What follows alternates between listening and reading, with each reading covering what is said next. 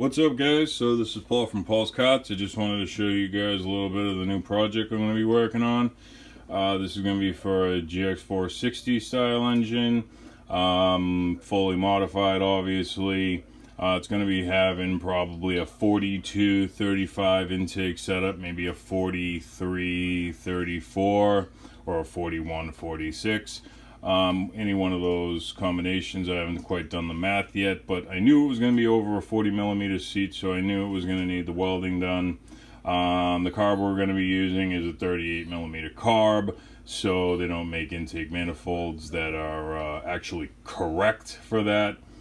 They have some that'll actually swing it, but just the way that they're designed internally, it's not correct. Anything really 32 and under, you can use a regular stock manifold for, but you know, truly, if you go above 30, say 4mm in your carburetor, because you can hog out a 32mm inside diameter intake to a 34. But if you're using a 36 or a 38 or a 40mm carburetor, you're going to have to do the tube insert. So I've got this all welded on here. Let you guys take a look at that. So that's all welded on, and then we got this all welded in over here. So in this video, I'm just going to do a little bit of a how-to video on how to weld up a head. So sit back and enjoy the show. And it's Paul from Paul's Carts, and here we go. Alright, so what I'm working on right now is a new head project that I'm doing. Not sure on the valve size yet. It's gonna be for a 460. So I'm pretty sure it's going to be like 41, 42, or 43, probably like a 41 or 42, 35, 36, maybe a 42, 36, 40, or 40, 41, 36, 42, 35 setup. I don't know. Haven't quite done the math out yet. All I do know is that when the intake valve gets that big, you got to get in there and start welding in the back. I haven't done any videoing of welding up these cylinder heads this way, so I figured, you know, let me just stop and take a second, even though I have been going about it for a while. So I'm all out of the TIG cup that I like. What I like to use is a number 4 cup. This is a number 4 cup. And I'll just give you a relation to size with that bolt hole. So it's pretty small, TIG cup wise size. The electrode, as you can see, it's pretty much right inside there. But what I like to use is a number 4 cup XXL, because when you're coming in like this, the number 4 cup really can't get down in there, and the XXL, you can hit it from up here. And it's just a lot better cup for this, the number 4 XXL. I'm currently out of them. I broke my last one a couple days ago, so I've been using just regular number 4 cups. That's why you might have seen in the package opening a new consumables. But so you pretty much start down here, come across, drawing lines. You want to start right in that back corner, and you want to really, you know, take a wire brush before you even start on this. Get this like sparkling clean with a wire brush on a drill. Wire brush on a drill. Has to be like smooth, no more casting lines. Like clean, clean, clean. And then, you know, acetone it, you know, 4 or 5 times with clean white rags. Get that till it's not coming off with any black. Then preheat the head. I like to get them up around 250 or above, usually around 300. You know, a couple heat guns on it, or a MAP gas torch or a propane torch with a big burner will work. So get the head up to temperature, and then where you're going to want to start is like down in this corner, and you're going to want to pull your bead across, keep pulling your puddle across until you get down in here. You're going to want to be feeding rod pretty much in from the top down there, like that. And get it all up in here. And once you've come across on this bottom line, and then, you know, just start like duplicating it. Get that bottom line like 2-3 rows thick, and then start on the next row coming forward. And then like this third row out is going to come, and it's going to loop up this way, and it's going to be lower than this. This is about 3 stacks up. Then you're going to come up and tie this in all the way to this corner. You could stop here, but it looks weird. Sometimes you'll get this weird like dimple cup in there.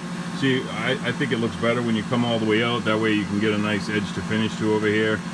And then you just keep bringing those in, bringing them in, and then what you're going to want to use is like a lot of intense pulses after that on this side.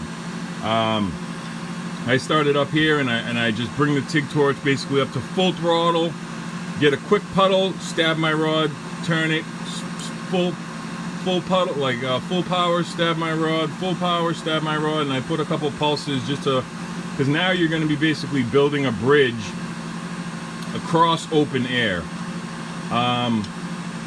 And then once you get it over here, then you could just come and you can lay your beads in nicely on top of that bridge you've made. The exhaust valve doesn't really need it in this situation, and pretty much at this point right here, this is enough welding for it to be considered done, structural wise. But you know, just being able to fill that in completely, it just looks a lot better. Realistically, the only point you really need to hit is that edge right there, because that is like the thinnest point where the seat, when you start putting in oversized seats, that material right in there, it starts to, you know, get real thin.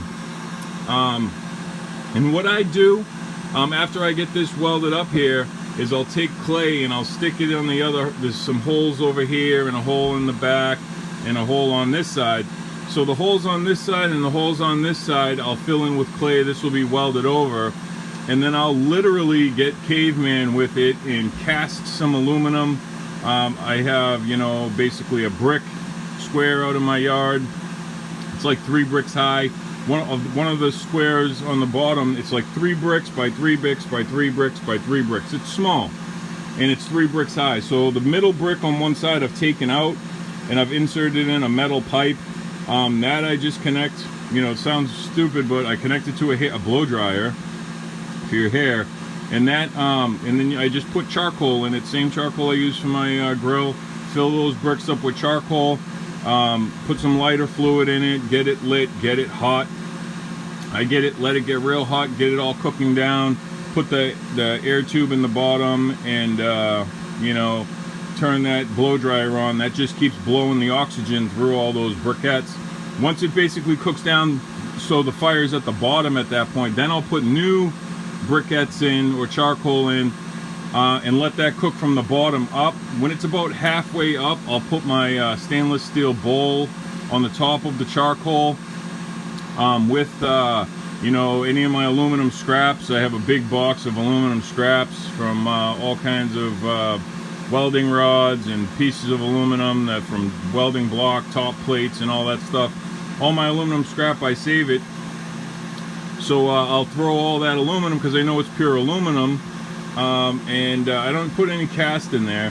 But any of my like welding rod pieces that are like small, that, you know, it ends up adding up, and I'll end up throwing all that stuff in the bowl, bringing that bowl to a molten aluminum. I'll take a ladle, a stainless steel ladle, skim the top of it off, any of the impurities, and then I'll take the head, once this is welded up and I have the clay on the sides, I'll tip it up, and then pour it in through the back. Now when you cast the center of the head like that, it doesn't quite get in there, and you know, when you cast aluminum into aluminum, because it contracts, you know, it'll go into and fill that space, but then it'll shrink. So there'll be a little space between the casting and the wall.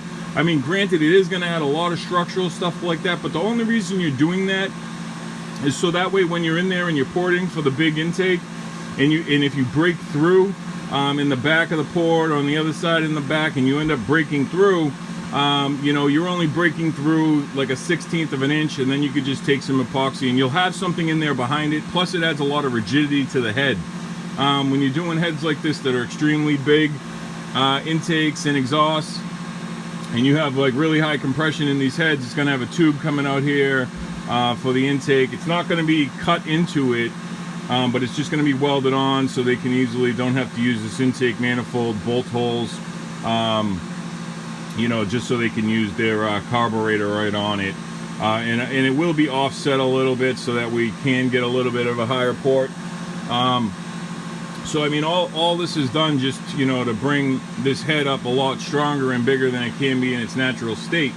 So I mean, putting that cast aluminum in the center of it, just like that big spine on the block, you know, it adds strength and it also takes away from resonance. So anything you could just add to deaden them. Now when you do add this is pretty much strictly for drag racing, because all those holes in the center of the head are there for a reason. They're there for air to move through and cooling.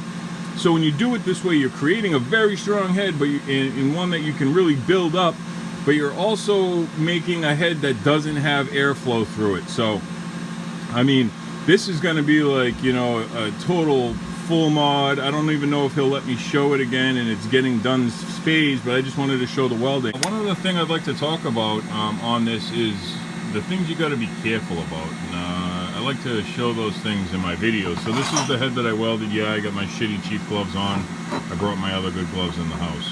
But when you're welding down in here, these bowls are thin. All right, so what I want to show you is, you know, there's been no disturbance down in these ports. There's been no blow through or anything like that. You know, everything is fine. But as you can see here, like, this is an area that gets hot, and that's what it can do very easily down on that, like what I call the eggshell, which is, you know, that outer part of the bowl down there. And you know, you got to be real careful. You know, you don't want to blast through down into the bowl. So just take it easy when you're going down in there on that first line. You know, set your cleaning action higher. This head's still hot, so set your cleaning action higher, and don't worry about, you know, how it looks. You know, this has some nice bead looking to it, but you know, I've been doing this for a while, so don't worry about how it looks. Just get, and you're not trying to really penetrate. You just want to get a puddle going and walk your way across that first line down there. Like I said, if you have a number 4 XXL cup, you'll be able to hit it from way up here down into that corner. Gets a little tricky, and you want to kind of work very precise. You're probably going to mess up the first couple you do, and you want to work very precise. You know, well, you know, a Gx390 head's only 30 bucks. So if you mess it up, it's not the end of the world. You might want to get an extra one just to practice on first if you're going to be doing the oversized valves. 100%, you have to do this first. As you can see, this is a brand new head. You know, this has no work done to it. Just in case, you know, you mess it up at this level, you don't want to have your seats in, your guides in, all this stuff in, and then go doing this. This is going to be the first thing you do on the head. Plus, you're putting a lot of distortion in it. So I do this even before I do the bowl, because this is the most fragile area of the whole head you're going to be welding on. So get that done first.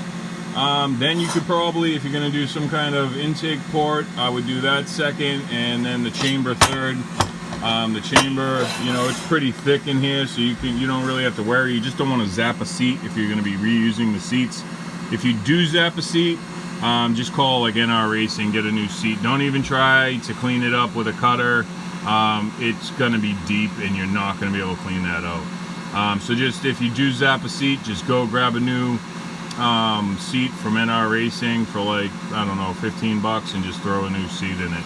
But or just get a new head for 30 bucks. Might be even cheaper that way. But you know, this is just a quick video on you know, what to be careful of. You really want to hit that first if you're going to be putting in anything over a 40 seat. You need to do that in, and then just be real. You know, just check your ports, make sure it's not like blowing through. That's an example of how it gets when it gets hot. You know, that's just because when I'm up here, you know, working, I'm like, okay, I'm free and clear, and I'm just blasting in weld. I'm not really worried about it. You know, something like this has no effect whatsoever on the head. You can even see down there in that tube, it got a little hot. But I mean, as long as all this stuff is still free and clear and open, I mean, that has nothing to do with anything. You just don't want to have a big blister inside your intake port, or you don't want to like blow through any of these walls. And you really want to be careful of that spark plug ring. You could see the TIG torch started to dance on that. What I did, you know, this doesn't need it, but I've messed those up in the past where I've had it all done, and then, you know, the TIG torch will jump onto there and leave a little bit of molten puddle. I took a 14mm spark plug and drilled out the center and put a guide in it. banged a guide in, one of the Gx390 guides, banged it into it. That way, and then broke the spark plug off on both sides. That way I have a threadable, basically it's like a thread-in guide. So I thread the guide in, then I have a New Way pilot that I can put in there, and I can use my 1-inch 0 degree cutter to just come in there on the pilot and clean that up nice and easy. But you know, everybody doesn't have that. I'm a kind of out-of-the-box thinker when it comes to, you know, I kind of make some of my own tools, but this is just a quick little how-to video. Let's not get too much into it on what not to do and what to be careful for. All right, Paul from Paul's Carts. Have a nice day.